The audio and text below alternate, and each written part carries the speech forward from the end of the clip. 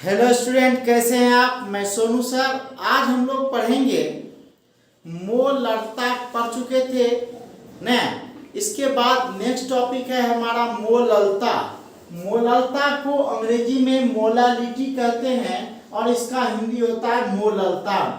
मोललता को हम लोग स्मॉल एम से लिखते हैं। छोटी एम से मोललता को सूचित किया जाता है और इसका यूनिट जो होता है, मात्रक जो होता है, वह होता है मोल पर केजी या मोल केजी इनवर्स।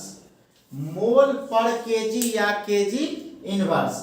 आप समझिए कि यह मोल पर केजी या केजी इनवर्स है क्या।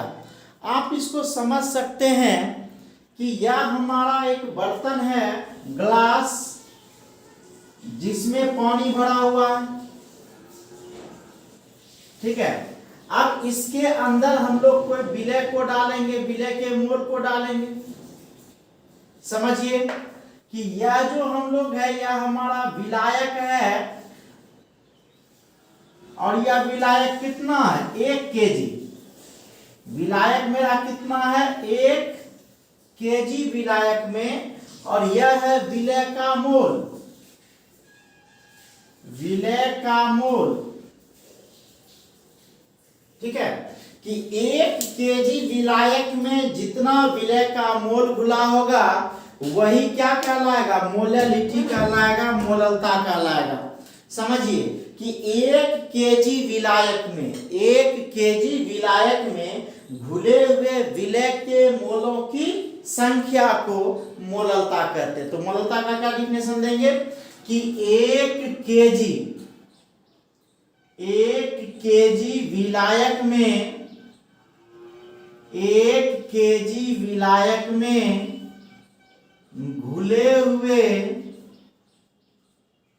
1 केजी विलायक में घुले हुए विलय के मोलों की, 1 केजी विलायक में घुले हुए विलय के मोलों की संख्या को मोललता कहते, मोललता कहते हैं। क्या बोले सर कि 1 केजी विलायक में घुले हुए विलय के मोलों की संख्या को मोललता कहते हैं। 1 केजी विलायक में घुले हुए विलय के मोलों की संख्या को क्या कहते हैं, मोललता कहते हैं। तो क्या बोलेंगे, 1 केजी विलायक में घुले हुए विलय के मोलों की संख्या को मोललता कहते हैं। 1 केजी विलायक में घुले हुए विलय के मोलों की संख्या को मोललता कहते हैं। इसे एम द्वारा, छोटी एम द्वारा सूचित किया जाता है। इसे एम द्वारा सूचित किया जाता है। तो छोटी एम द्वारा इसको सूचित किया जाता है। और इसका मात्रक हम क्या बताएं, इसका मात्रक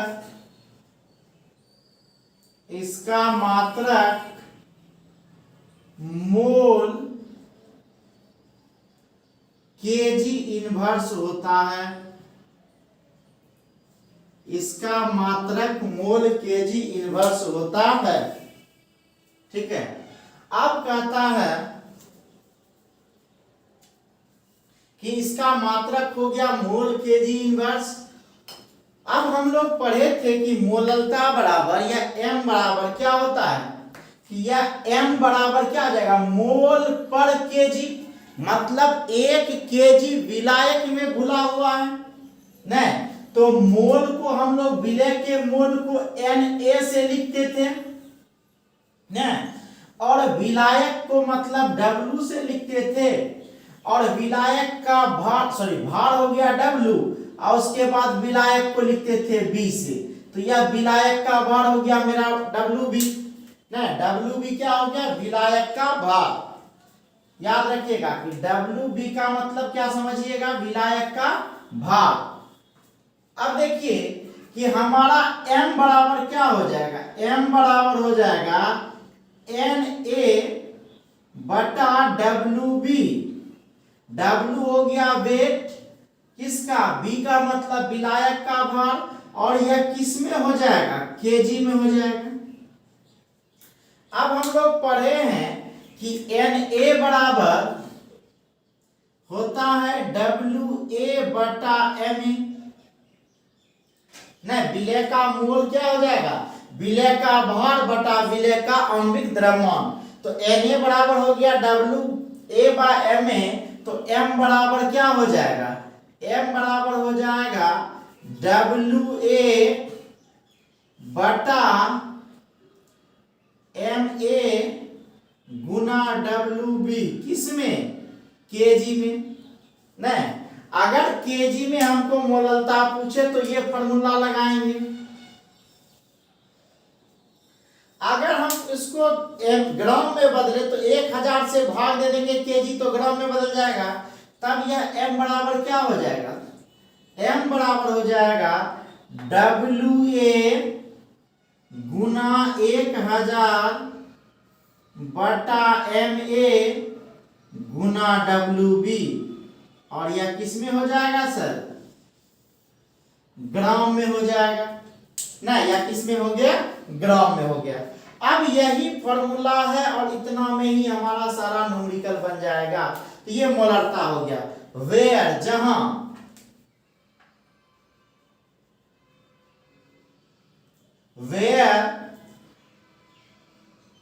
WA बराबर क्या हो गया, A मतलब विलय, W का मतलब भार, तो क्या हो गया, विलय का भार, विलय का भार, फिर क्या है आपका Ma बराबर हो गया विलय का आणविक द्रव्यमान, विलय का आणविक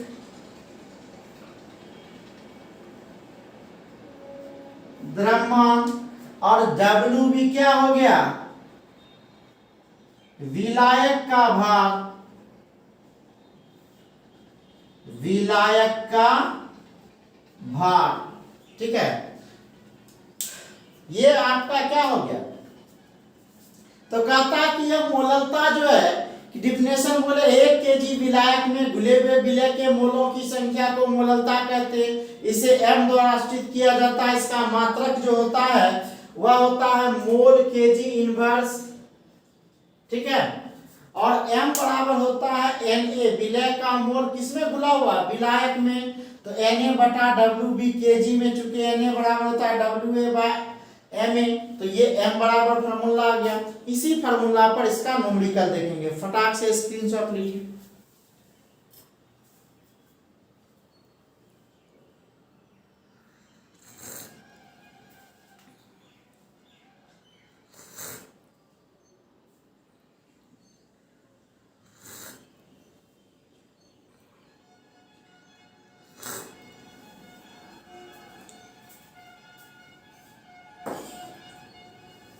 हो गया सर।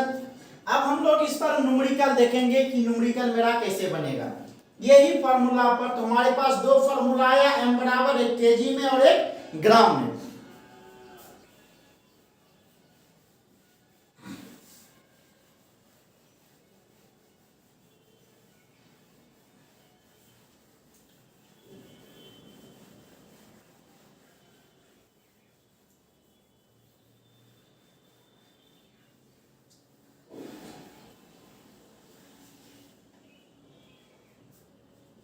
देखिए क्वेश्चन है 2.5 ग्राम इथेनोइक एसिड, इसका फॉर्मूला होता है CH3COOH। 2.5 ग्राम इथेनोइक एसिड के 75 ग्राम बेंजीन में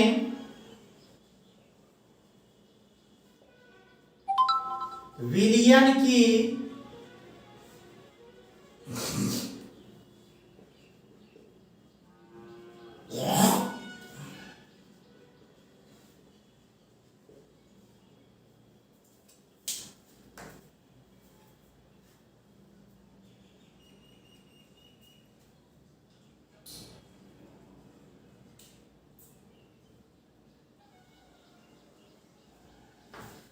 क्या बोले कि 2.5 ग्राम इथेनोइक अम्ल के 75 ग्राम बेंजीन में विलयन की मोललता ज्ञात करें। तो हम लोग पहले ही पढ़े हैं कि मोललता का मतलब हो गया क्या कि 1 केजी विलायक में जितना विलय का मोल घुला होगा वही।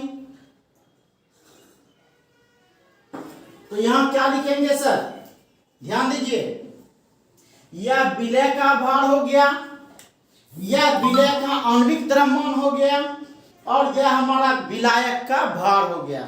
बस बन गया। न्यूमेरिकल बनाने में हम एक ही बात बोले थे कि पहले निकालने क्या कहता है, तो मोललता ज्ञात करें तो m बराबर वाट। उसके बाद दिया क्या गया है, तो हम लोग पढ़े कि जो कम मात्रा में पाया जाता है उसे विलय कहते हैं। तो 2.5 ग्राम कम मात्रा में यह विलय हो गया, और विलय के भार को WA से लिखते हैं। तो WA बराबर कितना, 2.5 ग्राम। MA जो घुला हुआ है, जो पदार्थ घुला हुआ है, MA आणविक द्रव्यमान उसका निकालेंगे CH3COOH। आणविक द्रव्यमान देखिए निकालना सीख लीजिए, जिसको भी दिक्कत है अभी तक नहीं समझ में आया तो। आणविक द्रव्यमान होता है, एक होता है परमाणु भार, एक होता है आणविक। परमाणु भार को ही हम लोग क्या कहेंगे, जैसे कार्बन है तो कार्बन का परमाणु संख्या होता है 6, परमाणु भार होता है 12। तो परमाणु भार को जब आपस में जोड़ देते हैं सारे परमाणु भार को, तो वही भार अनुभार कहलाता है।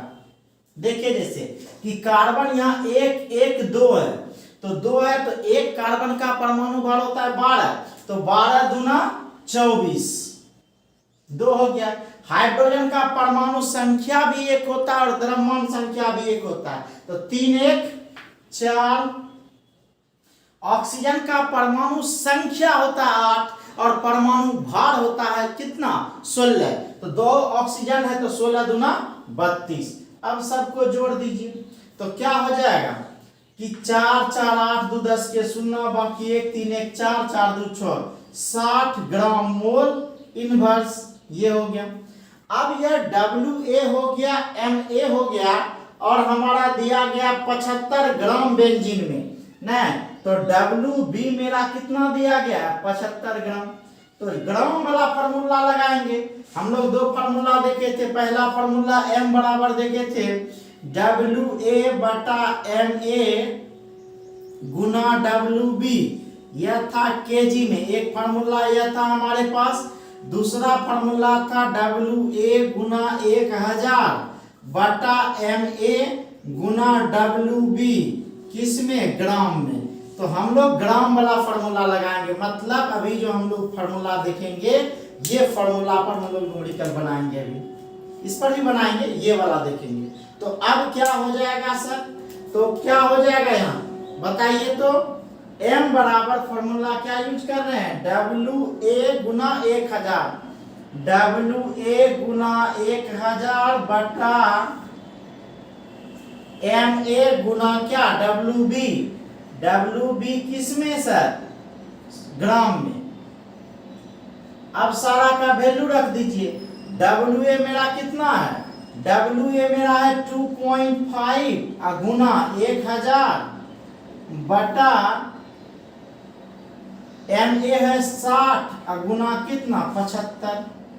या पॉइंट को हटा दीजिए, एक 0, ये 0 ये 0 खत्म, ये 0 ये 0 खत्म, 25 तिया 75, 3 दूना 6, 5 दूना 10, तो कितना हो गया, 5 बटा कितना, 3 तिया 9 नहीं, और 5 में 9 से भाग दे दीजिए तो क्या हो जाएगा, 9 तिया 27, 9 चौक 36, 9 पचे 45, तो यह हो जाएगा 0.555 आएगा, तो 0.556 छोटी m, ये क्या हो गया, आंसर हो गया। ठीक है। एक और न्यूमेरिकल है जो इसके आधार पर आप बना सकते हैं, वह न्यूमेरिकल है कि यूरिया के 0.25 मोलल, देखिए यहां हम लोग एक और न्यूमेरिकल देखें। न्यूमेरिकल है कि यूरिया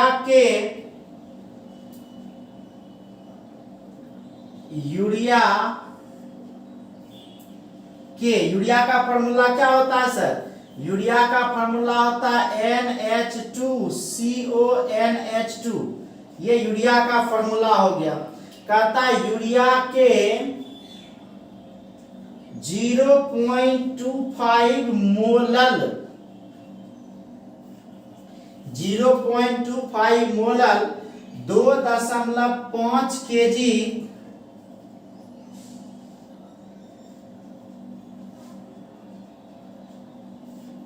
विलायक में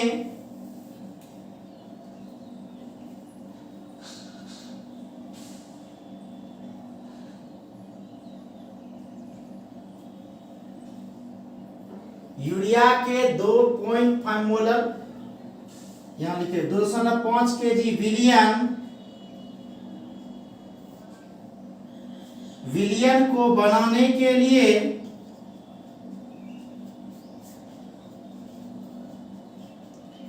आवश्यक यूरिया के आवश्यक यूरिया के द्रव्यमान की गणना करें।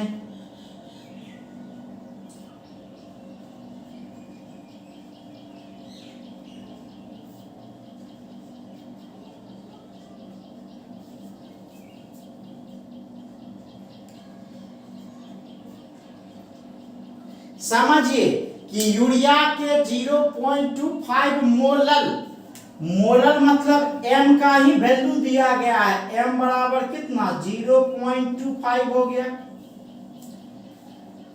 2.5 केजी विलियन को बनाने के लिए आवश्यक यूरिया के द्रव्यमान की गणना करें।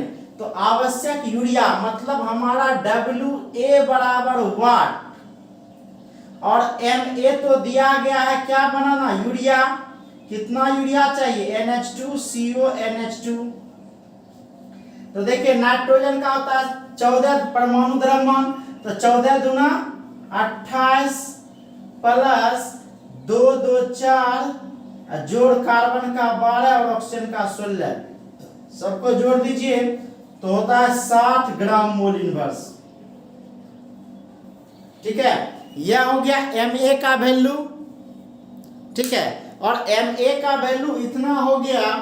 अब हमारा बच क्या गया 2.5 केजी नहीं, तो 2.5 केजी यह हमारा क्या हो जाएगा विलायक हो जाएगा। तो विलायक क्या हो जाएगा WB बराबर 2.5 केजी। ठीक है, अब क्या करें हम सर इसका, तो इस सब फॉर्मूला को रखिए ऐसे कि m बराबर हम लोग क्या पढ़े, ये फॉर्मूला लगा दीजिए। तो m बराबर WA बटा MA गुना WB केजी में।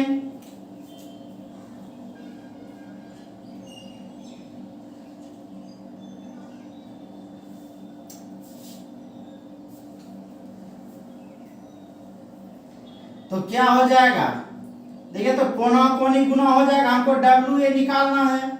तो WA बराबर क्या हो जाएगा M गुना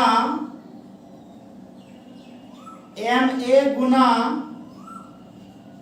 WB, सबका मान रख दीजिए। क्या हो जाएगा WA बराबर हो गया आपका M है हमारा 0.25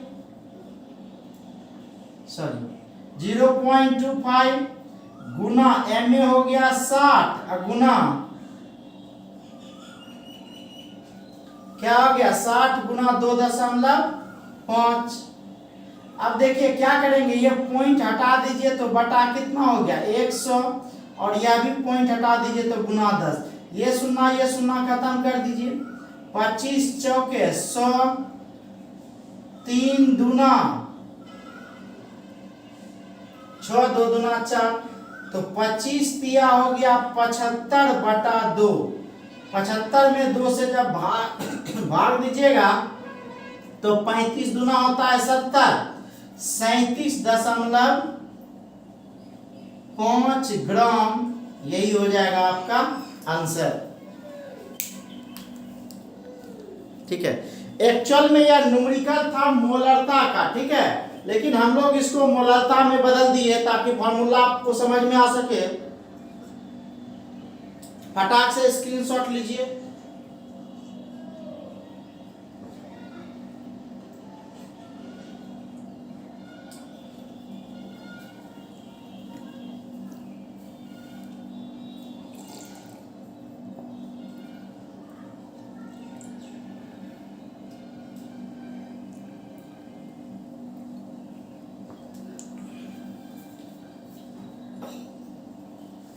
अब हम लोग पढ़ेंगे नेक्स्ट मोल फ्रैक्शन, मोल अंश।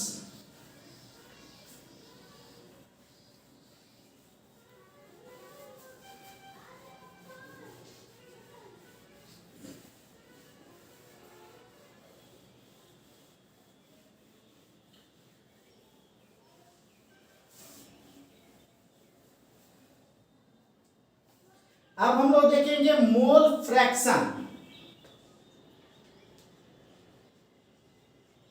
मोल फ्रैक्शन, मोल फ्रैक्शन को हिंदी में कहते हैं मोल अंश या मोल प्रभाज।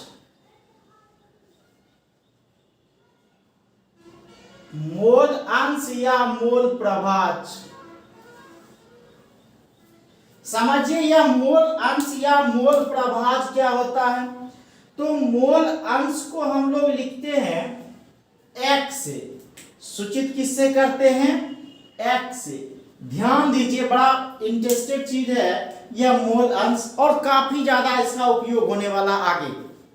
मोल अंश क्या करता है कि अवयव के मोलों की संख्या, अवयव के मोलों की संख्या तथा अवयव के मोलों की कुल संख्या, अवयव के मोलों की संख्या तथा अवयव के मोलों की कुल संख्या के अनुपात को मोल अंश कहते हैं। अवयव के मोलों की संख्या तथा अवयव के कुल मोलों की संख्या के अनुपात को हम लोग क्या कहते हैं, मोल अंश कहते हैं। तो ध्यान दीजिए, हम लोग मोल अंश को किससे लिखे, मोल अंश को हम लोग सर लिखे हैं x से। किससे लिखे, x से। अच्छा, x बराबर होता है sir xa plus xb। xa हो गया विलय का मोल अंश और xb हो गया विलायक का मोल अंश। तो हम लोग क्या लिख सकते हैं इसमें, डिफिनेशन हम लोग क्या लिखेंगे इसमें, तो लिख सकते हैं कि अवयव के मोलों की संख्या, अवयव के मोलों की संख्या, अवयव के मोलों की संख्या तथा अवयव के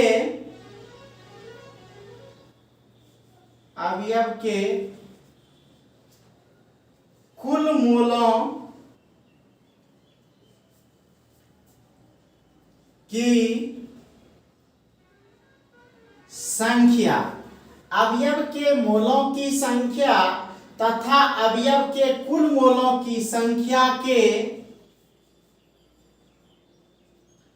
अनुपात को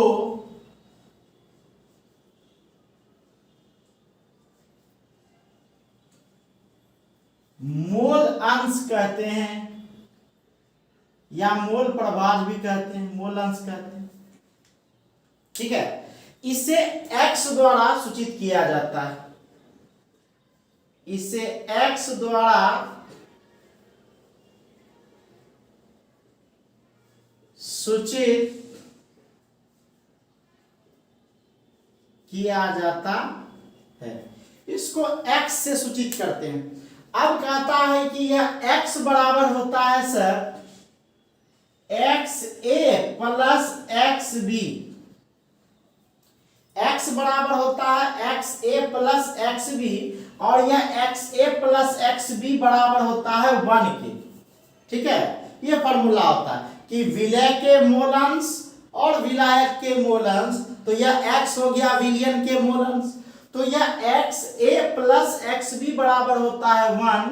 तो कहता है कि अगर हमको XA बराबर निकालना हो तो 1 माइनस XB लिख सकते हैं, नहीं अगर XB निकालना हो तो 1 माइनस XA लिख सकते हैं, इसमें कोई दिक्कत नहीं। अब x में कहता है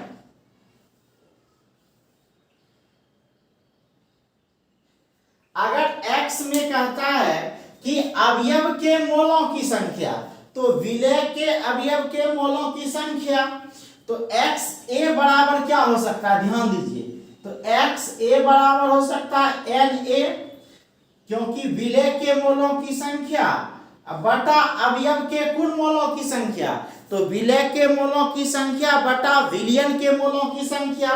तो विलयन के मोल कब होंगे, जब Na प्लस Nb, मतलब विलय का मोल और विलायक का मोल।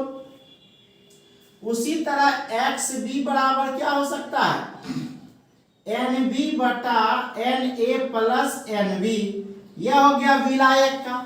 अब हम लोग जानते हैं कि Na बराबर होता है WA बटा Ma और Nb बराबर होता है WB बटा MB,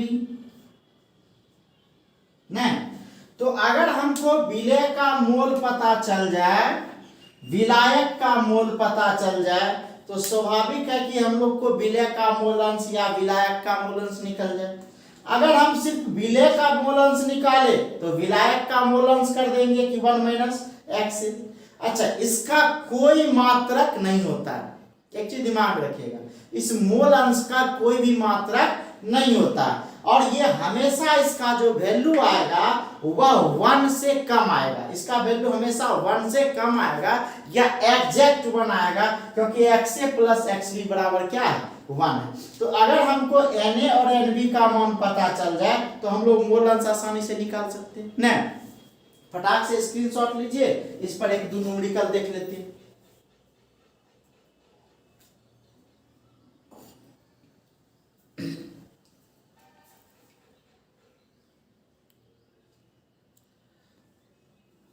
तो क्या डिफिनेशन बोले मोल फ्रैक्शन का, कि अवयव के मोलों की संख्या तथा अवयव के कुल मोलों की संख्या के अनुपात को क्या कहते हैं, मोल अंश कहते हैं, और इसे x द्वारा चिन्हित किया जाता है।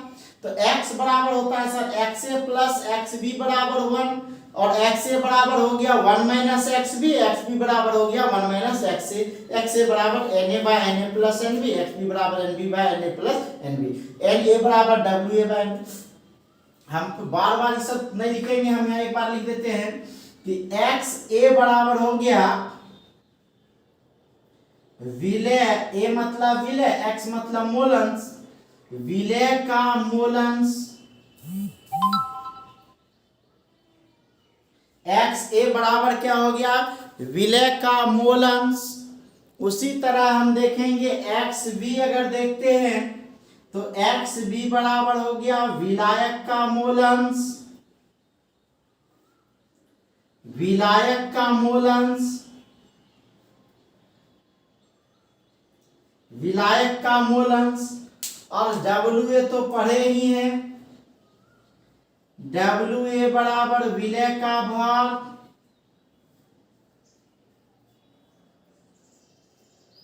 MA बराबर विलय का आणविक द्रव्यमान, विलय का आणविक भार,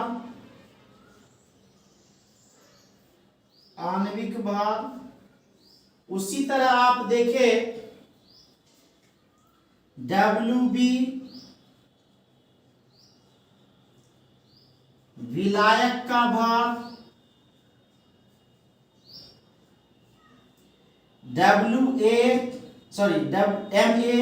MB विलायक का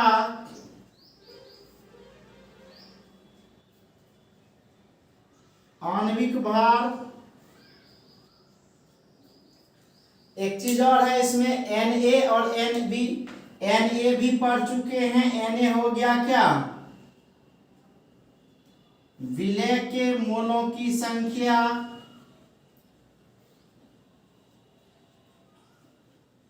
NB क्या हो गया,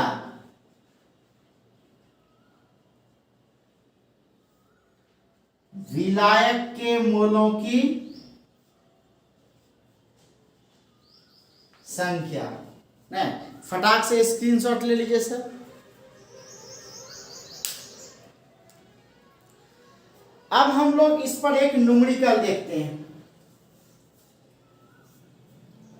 हम लोग पहले ही पढ़ चुके हैं परसेंटेज का मतलब क्या होता है, 100 ले लिए सर।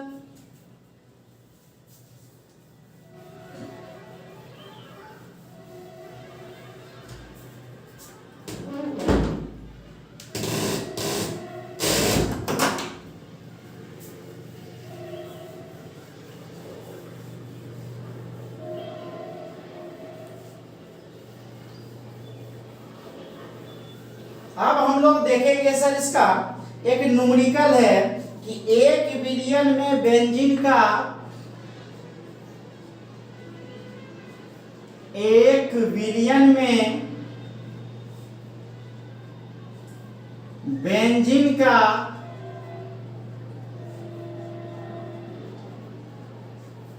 1 बिलियन में बेंजीन का 30 द्रव्यमान प्रतिशत कार्बन टेट्राक्लोराइड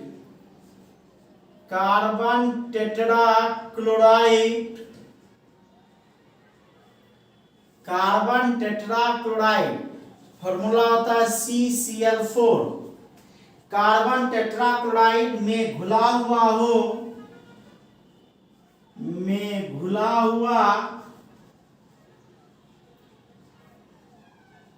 हो तो बेंजीन के मोल अंश की गणना करें। तो बेंजीन के मोल अंश की गणना करें। मोल अंश कहता है, समझिए यहां सर कि 30 द्रव्यमान प्रतिशत है। 30 द्रव्यमान प्रतिशत कहने का मतलब कि 100 में 30 बेंजीन है तो 70 मेरा क्या हो गया, कार्बन टेट्राक्लोराइड। समझिए, एकदम न्यूमेरिकल को जब समझ जाइएगा तो आसानी से बन जाएगा। इसी पर 3-4 न्यूमेरिकल है जो आप कर सकते हैं कि 1 बिलियन में बेंजीन 30 द्रव्यमान प्रतिशत कार्बन टेट्राक्लोराइड में घुला हुआ है। तो कार्बन टेट्राक्लोराइड में घुला हुआ है, इसका मतलब कार्बन टेट्राक्लोराइड विलायक है। और 30% घुला हुआ है क्या, बेंजीन। तो 30% का मतलब हुआ कि यह जो बेंजीन है विलय है, तो 30 ग्राम बेंजीन WA क्या हो गया आपका, C6H6। यह कितना है आपका, 30 ग्राम। तो टोटल परसेंटेज है मतलब 100। तो WB हो गया CCl4, यह हो गया 70 ग्राम। नहीं, यही तो बस है। अब इसका आणविक द्रव्यमान निकाल लीजिए। तो आणविक द्रव्यमान क्या हो जाएगा, Ma बराबर C6H6 क्या होगा, C6H6। देखिए, कार्बन का परमाणु भार होता है 12, तो बरछक 72 और हाइड्रोजन का 1 तो 6, तो 72 6 78 ग्राम मोल इनवर्स। ठीक है। उसी तरह Mb है आपका CCl4। कार्बन का हो गया सर कितना, 12, और क्लोरीन का होता है 35.5 और इसकी संख्या कितना है, 4। तो क्या हो जाएगा, कर लीजिए इसको। तो 12 जोड़ 5 चौक 20 के 0 बाकी 2, 5 चौक 20 2 22 के 2 बाकी 2, 4 तिया 12 2 14, 142 जोड़ 12 कितना हो गया, 2 2 4, 4 1 5, 154 ग्राम मोल इनवर्स ना।